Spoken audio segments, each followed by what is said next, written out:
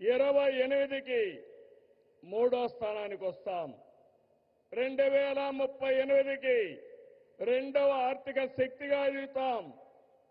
ఆర్థికంగా మన బలం ఏంటో ఈ విజయాలు చెప్తే, సైనికంగా మన బలమేంటో ఆపరేషన్ సింధూర్ చూపించిందా లేదా అని మిమ్మల్ని అడుగుతున్నా.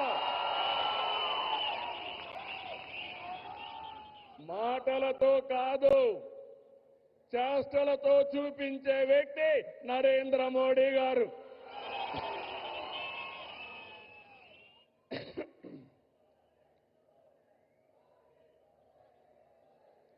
మోడీ మోడీ మారుమోగాలి.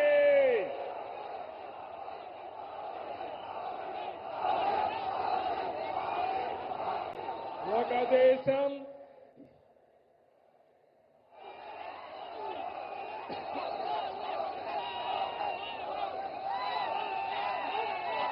ఇంకా గట్టిగా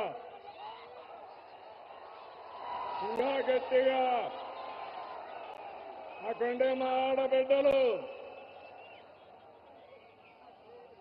ఒక దేశం, ఒకే పన్ను, ఒకే మార్కెట్. ఇది జీఎస్టీ ప్రధాన ఉద్దేశం. 99% వస్తువులు సున్నా లేదంటే 5% పన్నుల పరిధిలోకి తెచ్చారు. దీంతో అన్ని ధరలు తగ్గాయి. విద్యార్థులు, రైతులు, చిరు ఉద్యోగులు, చిరు వ్యాపారులు, వృద్ధులు, కూలీలు, కార్మికులు, ఇలా అన్ని వర్గాలకు లబ్ధి కలిగించేలా సంస్కరణలు ఉన్నాయి. పేద మధ్యతరగతికి ఇదో పెద్ద రిలీఫ్. జీఎస్టీ తగ్గింపు కారణంగా ఏడాదికి ప్రతి కుటుంబానికి 15,000 రూపాయల ఆదాయం వస్తుంది. కనీసం 15,000 వచ్చినప్పుడు 15 సార్లైనా ప్రధానమంత్రి గారిని గుర్తుపెట్టుకునే బాధ్యత మనందరిపైన ఉంది. జీఎస్టీ సంస్కరణలతో బచత్ ఉత్సవం నేడు భరోసా ఉత్సవంగా మారింది.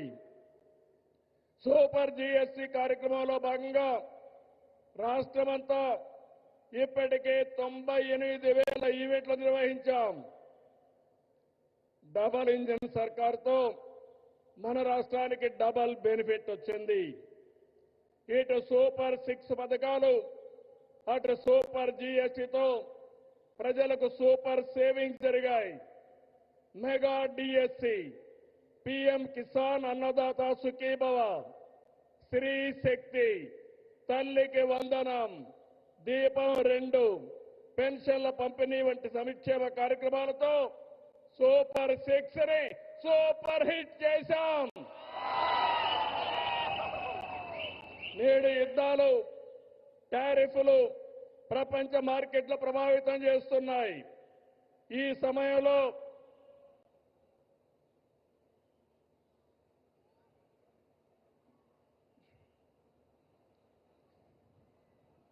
సమయంలో మోడీజీ చెప్పిన స్వదేశ మంత్రం మనకు బ్రహ్మాస్త్రం. గర్వ సే కహో ఏ స్వదేశీ హై అన్న మోడీజీ నినాదాన్ని అందిపుచ్చుకుంటున్నాం. సెమీ కండక్టర్ల నుంచి సెటిలైట్ల వరకు, చిప్ నుంచి షిప్ వరకు మన వద్దే ఉత్పత్తి చేస్తున్నాం. అది ప్రధానమంత్రి గారి ఘనత అని చెప్పి మరొకసారి విజ్ఞప్తి చేస్తున్నా. 16 నెలలైంది. మోడీ గారి యొక్క సహాయం మరవలేని సహాయం. కేంద్ర సహకారంతో అమరావతిని నిలబెట్టాం, పోలవరాన్ని గాడిన పెట్టాం, విశాఖ ఉక్కును బలోపేతం చేశాం. యంగ్ స్టేట్ ఏపీ హైయెస్ట్ పెట్టుబడులు సాధిస్తుంది. విశాఖకు ఆర్సీఆర్ మిత్తల్, నెల్లూరుకి బీపీసీఎల్.